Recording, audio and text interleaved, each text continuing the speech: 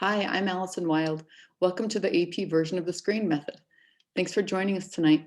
This is a standardized note-taking system for advanced users working on DNA tests with at least one known parent. If that description doesn't fit your situation, you may want to try the basic screen method, which is for beginners working on tests with at least one known parent, or the L-screen method, which is for testers with unknown parentage and is used in conjunction with the Leeds method of grouping matches. The L-screen method can also be adapted for use when one parent or one grandparent is unknown. All three of the screen methods are designed to teach standardized note-taking, which means we'll document the same pieces of information in the same order for each test. This provides built-in quality control, easy comparison of shared matches, isolation of the best matches to use for specific problems, and effective collaboration between multiple people working on the same test, which is very helpful in a professional setting, or for example, if you're mentoring or coaching someone while they're working on their own test. Overall, what we're building with these notes is a solid foundation for analysis. Okay, hopefully you're sold on the benefits. Now you want to know where to start. The overall process involves going through your match list 3 separate times. The first time through, you're only going to look at and make notes for the matches where you can identify a most recent common ancestor. The rules for this first run through are to only go down to the 40 centimorgan level, skip matches with unlinked trees unless you know exactly who they are. Through lines can be used because we're still kind of in the quick and dirty phase of sorting out our matches, but as always, use good judgment when looking at those suggested relationships. And last and very important, start each of those notes with 10 periods. After the 10 periods, the rest of the note gets built using the acronym AP screen. Following that is what keeps information in the same order for every note. Now, if you haven't used the beginner version of the screen method and you're jumping right into this AP version, it shouldn't matter. But if I do confuse you with anything I say in this presentation, you may want to also watch the 20-minute video for the regular screen method. All right, the first thing we're going to document is the ancestor path that leads to the most recent common ancestor. That ancestor and the criteria used to identify that person or couple is the next thing in the note. Third, we'll document the relationship between the two testers, then do an evaluation of the shared centimorgans, then do an evaluation of the shared matches. And finally, we'll finish up by adding anything extra that we've noticed or need to know that wasn't covered already. We'll also use some notifier words or numbers when there are specific situations or problems we need to be aware of. We're going to break down each of these in greater detail, but I'd like to show you an example of the short and sweet note we're going to end up with on most of the identified matches. This is my friend Anne's test. We're going to use some of her anonymized ancestry matches as examples in this video. These notes work particularly well ancestry since you can see notes when looking at your match list. This particular match of Anne's is Emery Scott, her dad's second cousin. Notice I started the note with 10 periods. Again, we only do this on matches where we can identify the relationship between the two testers. This is going to be very helpful later in your analysis because these matches will stand out when you're scanning a list. The next portion represents the ancestor path that specifically leads to the most recent common ancestor that the two testers share. This ancestor path is the most important aspect of AP screen notes compared to the regular screen notes. A lot of you are probably already using an ancestor path like this in your notes, but let's look at a few examples to make sure we're all on the same page. Let's go to Anne's tree. And notice I said Anne's tree. You're always going to use the tree of the DNA test you're working on, not the tree of the match. So every ancestor path gets built from Anne's tree because we're working on Anne's test today. Use a small p for paternal and a small m for maternal, and then work your way from Anne to the most recent common ancestor that the two matches share with each other. In this case, that's Anne's second great grandparents with the surnames of Hill and Berry. So the path to that couple is paternal, paternal, paternal, 3 P's. And then in the next step of our note, we document that most recent common ancestor couple and add their surnames of Hill and Berry. You can see them in the orange box. They don't get assigned a P or an M. They're represented in our note with their surnames. Look at my friend Anne in this tree. She also did not get a P or an M. Only the ancestors that create the stepping stones to link Anne to that couple in orange got assigned a letter. Here are some more examples of ancestor pathways. We have a PMP path to the Braun-Weber couple, an MP pathway to the Olsen-Clausen couple, and a MMM straight maternal pathway to the Martin-Sawyer couple, You've probably noticed I use a pound sign at the beginning of the ancestor path and end it with a colon. This is so I can use my computer to pick out these specific ancestor paths. This worked really well with the MedBetter DNA extension, but that hasn't been updated for over a year now and is kind of spotty.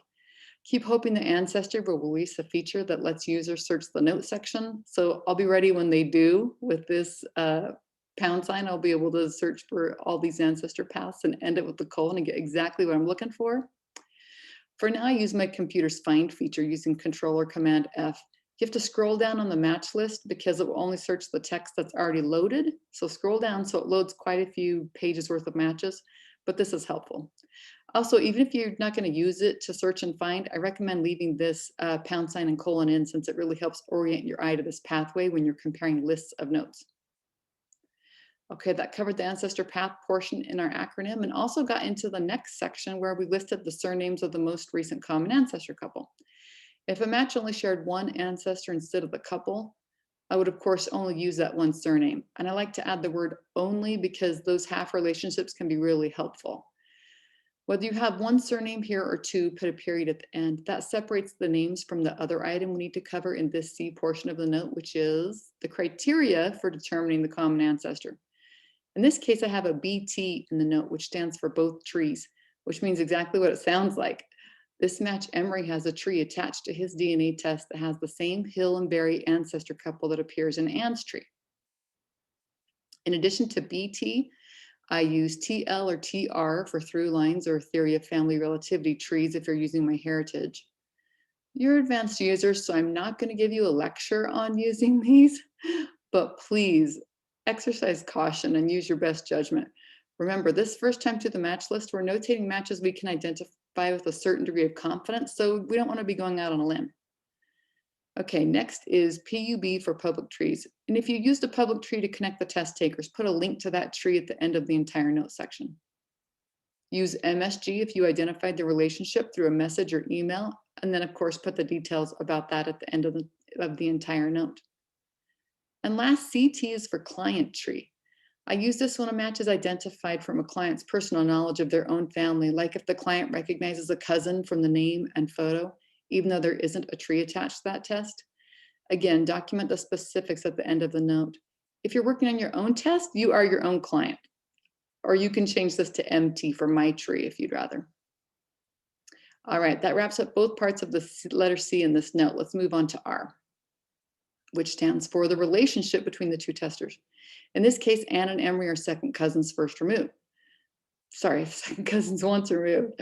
Keep this short and sweet, and we're done with the letter R. The equal sign after that relationship is part of the evaluation of the shared centimorgans, which is the first letter E in the AP screen acronym. Let's look at the match screen between Anne and Emery again. They share 227 centimorgans of DNA. We obviously need to check to make sure this is an acceptable amount for this relationship. But in addition to that, I want to know if they share close to the average amount for the relationship, or if they're close to the high end or closer to the lower end of the range. I'm sure you're all very familiar with the Shared Centimorgan Project. Kudos to Blaine Bettinger for collecting the 60,000 submissions, which he used to create these statistics, and to Johnny Pearl for making it accessible online in this handy chart, right? Sometimes it's obvious if the matches have a shared centimorgan number that's close to the average or pretty far to one end or the other of the range.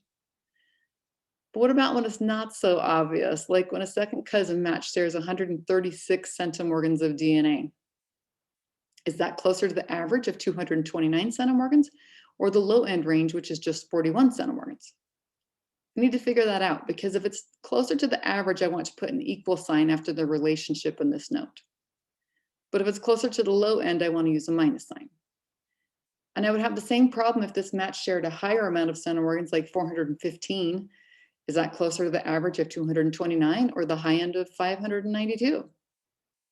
So the question becomes, what are the middle numbers here? It turns out for second cousins, those numbers are 135 and 410 centimorgans. Any second cousin match that falls in between those numbers is closer to the average than to the low or high end for that relationship.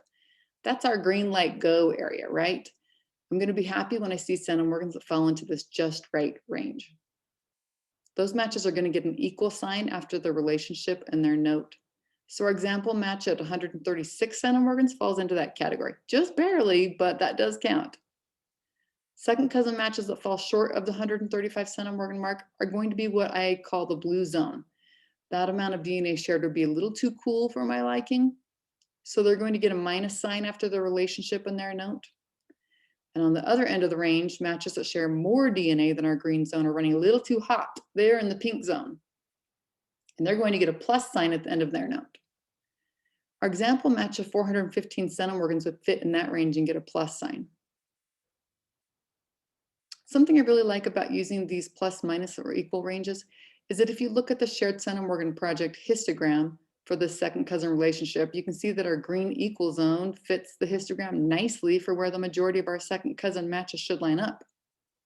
If we add the blue minus zone in there, you can see these represent the less common and outlier second cousin matches, and the same thing happens in the pink plus sign range.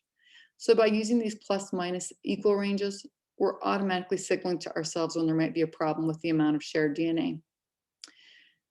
So I really love using these ranges, but going back and forth to the shared centimorgan project and pulling out the calculator to figure them out over and over again gets pretty old. So I'll put a link to a table that has these all figured out that you can use. You'll be able to find that link wherever you found this video. One last thing we should cover before moving on is what to do about a match you think you have identified as a second cousin relationship, but the shared DNA is less than 41 centimorgans or more than 592 centimorgans, which would be outside of the entire range for that relationship. In that case, use the word out in all capitals and an exclamation mark. All right, that took care of the evaluation of shared centimorgans in our note for this match. The next portion of our acronym is that second E in the word screen, which stands for an evaluation of the shared matches. But we can't do this portion of on our note on the first run through our matches because we need to finish documenting our identifiable matches first so that we have some information to evaluate when we do look at the shared match list. So we're going to skip this for now and move on to the letter N in the screen acronym, which in part stands for noticed and need to know. This is where we're going to document something important, but that wasn't covered in one of the previous categories. We're also using what I call notifiers to disrupt that clean 10 period start when we need to know something that's so important that it has to come first. Let's talk about what some of those situations might be. Well, one really obvious thing we just talked about is if the amount of shared centimorgans is outside of the entire range for the relationship. So here's that one we just barely looked at. We don't want to rely on this match for project work involving the hill or king lines until that's figured out. So we want to use a problem notifier in this situation, so that when we're scanning our shared match list, we aren't counting this person as a hill king test that can be taken at face value, because it really can't until we figure out why the amount of DNA shared is wrong. Another situation that would fall under the same category would be if the match you're noting is the child, grandchild, or even great-grandchild of another match. We don't want to artificially inflate any common ancestor group by having the same DNA reflected more than once. So direct line descendants of another match get the word stop. And make that the first word in the match. Make that a notifier. Make sure you add something about the relationship to the other tester in this note. You can still have their ancestor path as part of the overall note. Just make sure you have that big stop out in front. If the match is closely related to another match but not a direct line descendant, use the word wait instead of stop, but only at the beginning of the match that shares less DNA. In this example, I'm making a note on a test that is the sibling of Nick Jackson, who I already did the note for because Nick was higher up on the match list. The fact that Nick and this match are siblings is obviously something I need to be aware of so I can decide how it impacts the specific problem I'm trying to solve. Maybe I have a problem I'm trying to solve close enough in the family tree that I want to use both. Maybe I have a problem far back in the family tree and I don't want to use both. So Nick's test didn't get a weight notifier because he shared more DNA, but this sibling does. Next, one of my least favorite situations, when you have matches that are related in more than one way. Your note needs to reflect all of the identified relationships in that case. So for a double relationship, insert a number 2 after the first few periods. Then notate both relationships, starting with the closest relationship first. Do your evaluation of the shared DNA at the end of the second relationship, and obviously take both relationships into consideration. If you have more than 2 identified relationships with a match, then heaven help us, right? But just increase that 2 to whatever number you need and make sure you document each relationship. This is going to be important because when you see this test show up on a shared match list for someone that is a maternal Olson-Larson match, and you first notice that PPP ancestor path to the Hilberry couple, your mind will see that number notifier at the start and already be alerted to the fact that you need to keep reading. Okay, that takes care of everything we need to know for our first run through our matches. Anne's overall match list looks like this now.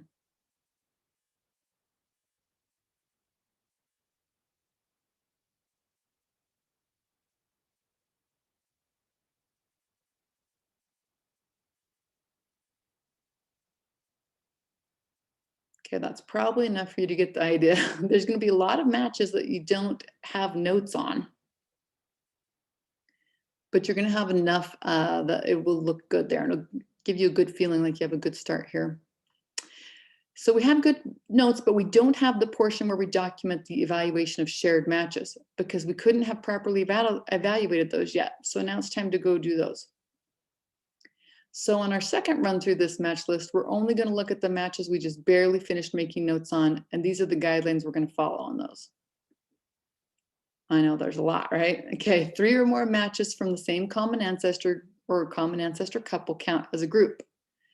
Don't include matches with stop or problem notifiers when you're counting these up. Assess whether or not to use the matches with a weight notifier as counting towards the minimum of 3 to establish a group. Whether or not those tests are valuable to you will depend on your specific problem and what you're trying to accomplish. Use the abbreviation SG for a shared group and SM for a shared match. The absence of an expected shared group or match should be noted. That can be abbreviated as ASG or ASM. Conflicting shared groups or shared matches should be noted by using CSG or CSM.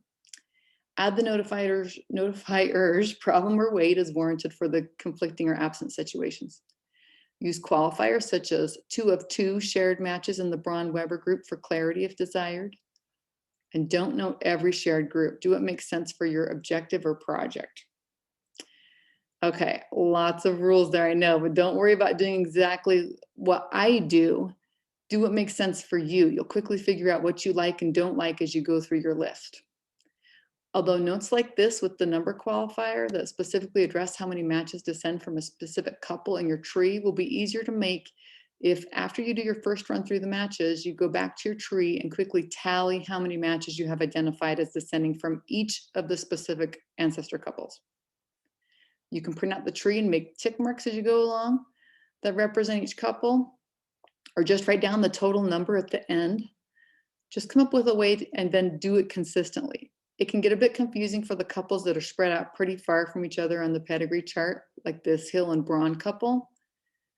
I like to tally at the right side edge of the male like this, or you can put the number in the middle of that large space between them. Like I said, just figure out a system that works for you and make sure you build half relationships into that system as well. If Anne had several MMM Martin only matches, in addition to the 4 that go to the same second great grandfather down there, but share the entire couple, I would put that count on the left side of that ancestor name. It's nice to have something like this to look at when you go to make your shared group notes. Let's look at these examples. This match has shared groups with the Murphy-Martin matches and the Martin-Sawyer matches. No matches came up in the shared match list from that deeper Murphy line. Does that indicate a problem? Well, no, because there aren't any identified matches from the deeper Murphy line. So if you have this little chart with you when you're making your notes, you can easily pick up on things and include those in your notes. So we could add something in the note like 0 of 0 Murphy Sullivan, which would tell us something important. That means 0 out of 0 possible matches from that couple. By the way, I just quickly made up the little tick marks and numbers on this tree as an example. I didn't finish filling it out. As you can see, we have first cousin and second cousin matches that aren't represented on this chart yet. And I didn't actually look at Anne's matches to make these marks. So don't try to line up this image with the example notes that are in the rest of the video, okay? fact, don't try to line anything up. Everything's been anonymized. So, there might be a few mistakes in there. So don't try to match any of it up to what you see right there. Okay, let's look at a few more examples of notes to make for the evaluation of shared matches. Let's do the evaluation of shared matches for Anne's match with Rex. This image is small, but you can see we have notes on 5 matches just on this first page, so that's great. The Ancestor Path portion of Rex's note says PM, Braun, Schwartz. And these matches all have the same Ancestor Path and ancestor couple in their notes. So yay, that's 4 matches from the same ancestor couple. That's enough to make a group. We don't use this match in our count here or on the tree that we just made tally marks on either, because it has the word stop there to remind us that this tests the daughter of the top match on the list, Philly Girl. That's the same exact DNA just showing up in 2 tests, so we only count the test of the older generation. So Rex is a paternal-maternal Braun-Schwartz match. And that same group was what we saw on the first page of his list. That's great, but this isn't the only shared group we would expect to see for Rex. I'd like to see matches from our upstream Braun-Weber couple, which continue our PM path by adding another P to it, as well as Schwartz and Hess matches, which are PMM, and then any groups or single matches which are even further upstream on those ancestor lines. That can get to be a lot of information, which is why it's important to remember you don't have to add every shared group to the notation. The reason we're evaluating the shared matches at all is just to make sure each match shares DNA with the people we would expect them to, and that we notice any conflicting groups or matches so we can factor that into our analysis. So because these shared matches for Rex are all what we would expect to see, we might make a shared group notation that's as simple as shared groups are correct or shared groups are okay, if you want to make it even shorter. But what about when the matches aren't all as expected? What if we get a paternal Hill-Berry match showing up on that list? It's obvious when you look at Anne's tree what's wrong with this. And thanks to your Ancestor Path notes, it's equally obvious without even looking at the tree. The Hill-Berry matches have a P in the second spot of their Ancestor Path, where Rex has an M. When the Ancestor Path has a deviation at the same spot in the other path, you know you have a conflict. So this paternal Hill-Berry match showing up on the shared match list for Anne and Rex isn't what we would expect to see. But keep in mind, there may be a very good reason for Rex to share DNA with the Hill-Berry descendants. If we took a close look at all of the trees involved, we might see that Rex and the Hill-Berry descendants on this list share an ancestor that don't involve Anne's tree at all. As long as Rex still shares the matches that he should share as a Braun-Schwartz descendant, and the amount of DNA is right, we don't necessarily have an issue here. We do want to be aware of these conflicting shared matches, though, so that if we're going to do some project on the Braun and Schwartz lines, we know not to use all of Rex's shared matches, since some of them are coming from these other ancestor lines. So in this case, my shared group notation for Rex might look something like this. I'm going to use a wait notifier to disrupt the 10 periods, and then I'll document that Rex has the shared groups we would expect to see and the addition of that conflicting shared group. And notice I added the Ancestor Path of PPP for that conflicting group. This makes details of the conflict obvious. Let's look at a different scenario for Rex now. If everyone on Rex's shared match list came up from a conflicting area, then the note for Rex would start with a big old PBLM notifier, because now we do have a much bigger problem. I know there are other matches descending from those paternal-maternal Braun-Schwartz lines, and instead of seeing those people, I have a lot of identified matches from the maternal-maternal lines. That is definitely wrong. So a little wait notifier isn't strong enough. There's something more to the situation, and I'm not going to rely on Rex's test for anything at this point. And then in the body of our note, I'm going to really spell out the problem here by using capitals even and saying no shared groups or shared matches to any paternal-maternal Braun-Schwartz line. Only conflicting shared groups and conflicting shared matches to Murphy-Martin maternal-maternal lines. Let's look at a few other examples of shared group notes. In this note, we can see that the match is a paternal Olsen-Larsen third cousin. But it's impossible to match the Olsen-Larsen group because there's only one match also descending from that line. So I noted that they do match the one of one person in that group, and then I also went on to show that they share the downstream maternal-paternal Olsen-Clausen group. So everything is as expected here. This match has a problem. Let's see where that is. Okay, there are 2 conflicting matches from the Hill-King group. Also, we're absent the shared group of Murphy-Sullivan. You can see I added 0 of 10 here because that's pretty impressive to not match any of the 10 matches that are supposed to share your same exact common ancestor. This paternal Hill King second cousin shares DNA in the low range. That's an indicator already that there might be a problem. And when we look at the shared groups, we can see this match shares the paternal upstream group of Hill and Berry, but is missing the other directly upstream maternal group of King and Johnston couple, which has 4 people in it. I added the weight notifier to this because I'm doing a project on the King group, and this match might only be a half second cousin and only share the Hill side of our common ancestor. Or maybe this match didn't get very much of the King DNA. Either way, because I'm working on a King line project, I want to be reminded of that when I see this match, or when I don't see this match later on where I would think I would. Okay, now we're done with the first and second time through our matches. On our third run, we're going to pick up all the matches that don't have a note yet. These are going to be the no tree or unlinked tree matches, and also some matches that had trees where you couldn't establish a common ancestor with Anne yet. You might have looked at those matches in your first run, but you shouldn't have made a note for them yet, because in that run, we only made notes when we identified a common ancestor. And in the second run, we only evaluated the shared matches for the ones we had notes on. So now it's their turn. The guidelines for this third run are: first, notate the shared groups or the shared matches of importance. And what is considered important or relevant information here may be dictated by a specific project you're working on. Let's look at some examples. Saying shared groups all maternal would be sufficient if you're working on a project for the paternal side. The next one is especially good. Shared group Hill King and deeper Hill lines. This is great because if you're working on a King line project, you don't want to use the matches that descend from that deeper Hill line. So a note like this helps us achieve our objectives of trying to isolate matches that likely descend from the deeper King lines. This match is not one of those.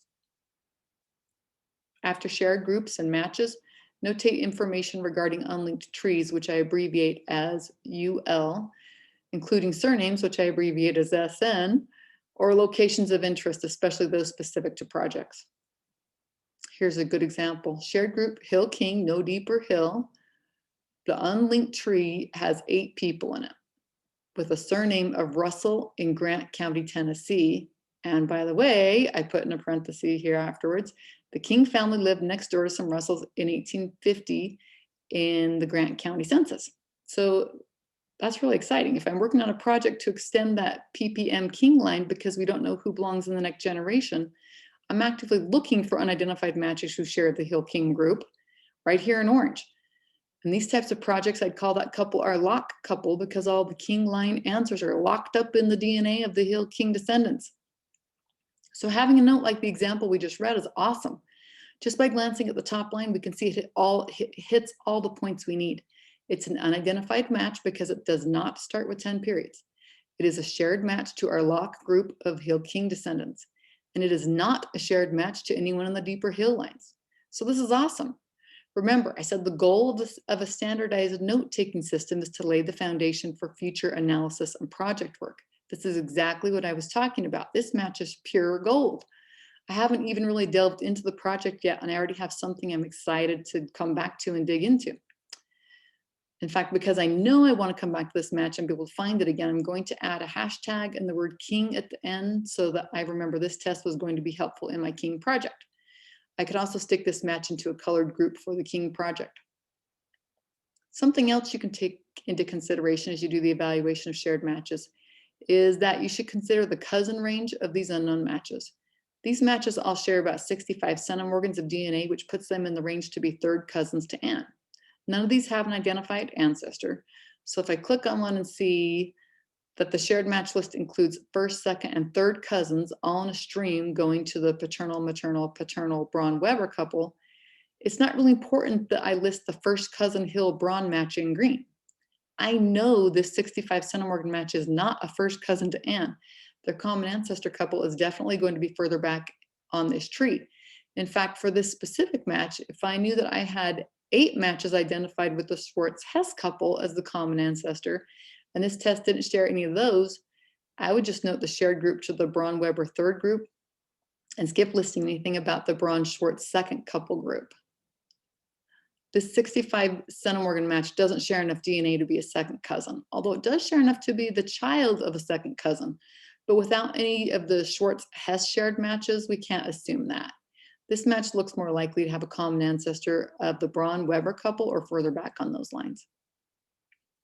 All right, some of you are already wondering how much time it's going to take to run through your match list this third time, since you have 500 third cousins or maybe even more. And I'm not going to give you an answer.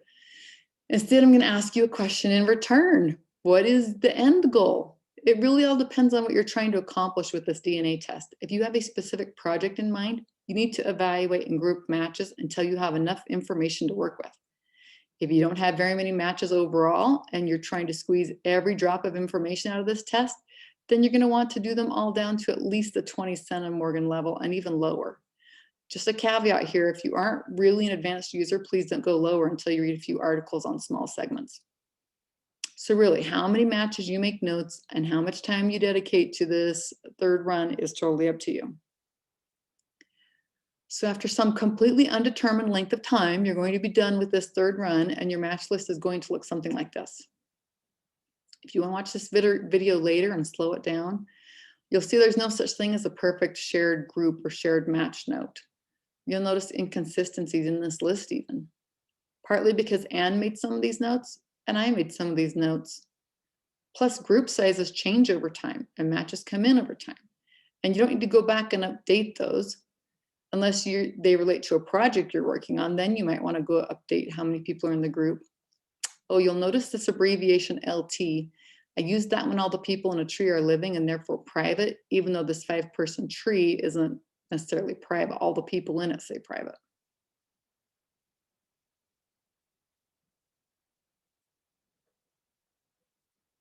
Makes me so happy to see all this information. On that top note, you'll see I ended with no overlap in tree 32. That 32 represents the number of people in this tree, which you can already see on the same screen. But I'm kind of reminding myself here that I did look through that tree when it had 32 people in it. In the future, this tree might grow to 100 people or might shrink to 15. And then I'd have a little reminder that I checked it when it was at 32. You can see I don't have that in every note. I must have been looking at that match for a specific reason and felt like it was important at the time. So take liberties and do what works for you. A lot of these notes are longer and they're just cut off because, of course, after you finish the standardized portion of the note that comes from the AP screen acronym, you can add anything else you want. Look at this huge book that I wrote on the top match. Mary Murphy in this tree is the granddaughter of Murphy Sullivan via George per through lines. Research that and add George's wife and family to the client's tree if this pans out. Send a message via Ancestry on May 2nd, 2019, asking if they have family information for George. Tree 12, so there's 12 people in that tree. And this was a through line suggestion. Of course, I always document it when I send a message to someone, whether they answer or not.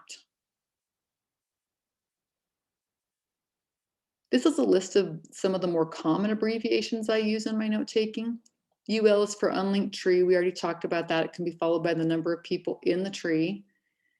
PVT is for a private tree. LT is for a living tree, again, where the tree is not private, but everybody in it is marked living, so it's all private.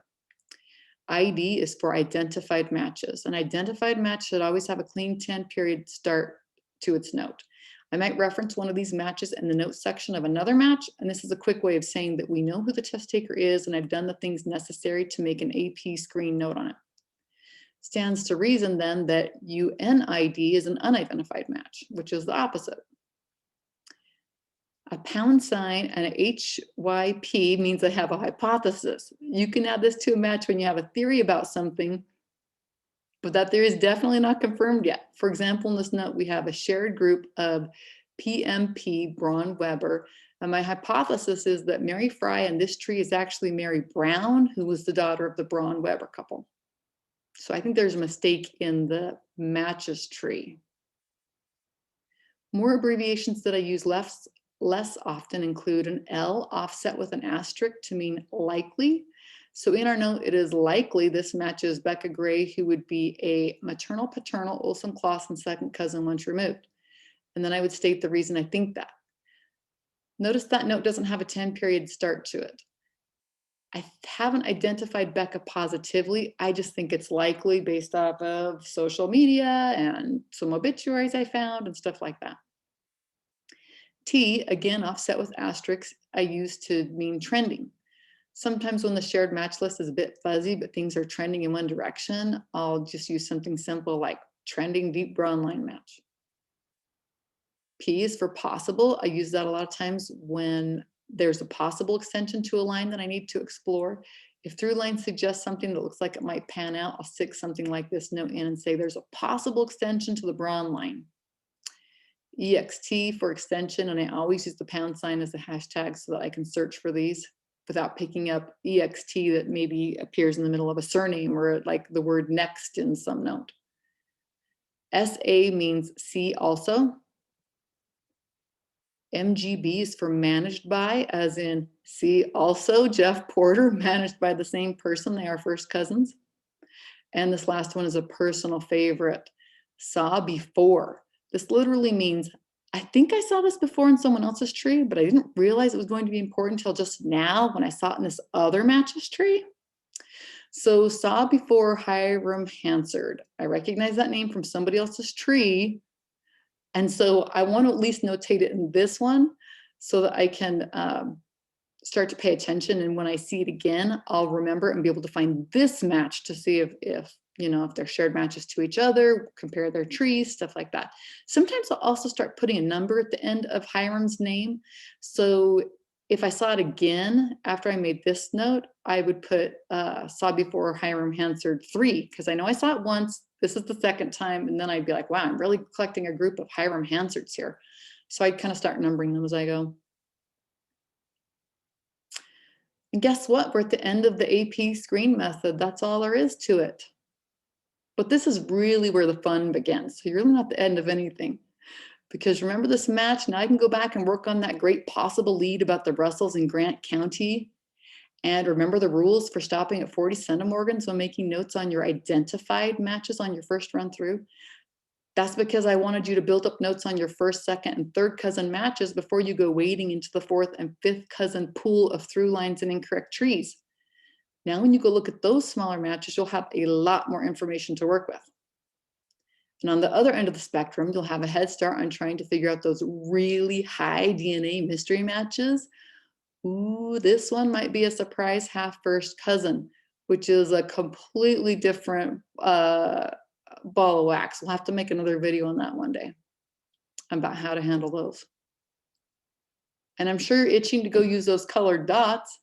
I love this feature. And now that you have a good foundation for analysis with your AP screen notes, you can put these to good use as you tackle whatever question motivated you to take this DNA test in the first place. Sometimes I get people asking me why I don't use these colored dots to represent the specific ancestor couples. And quite frankly, 24 colors is just not enough. And besides that, some of the colors are too close to each other to really be useful and separated. And I need them for the project work. I need them. That's the answer. I need them for other stuff. I'd love to hear your stories about breaking through brick wall lines or identifying surprise matches or other successes you have using any of the screen methods for standardized note taking. Eventually, I'd like to highlight some of these in videos that go over some case studies of project work. So send me your success stories by commenting on these videos at the Alison Wilde DNA YouTube channel, or visit AlisonWildeDNA.com, or email me at, you guessed it, AlisonWildeDNA@gmail.com. Thank you for being with us tonight, and I wish you the very best of luck in solving your own family history mysteries. Good night.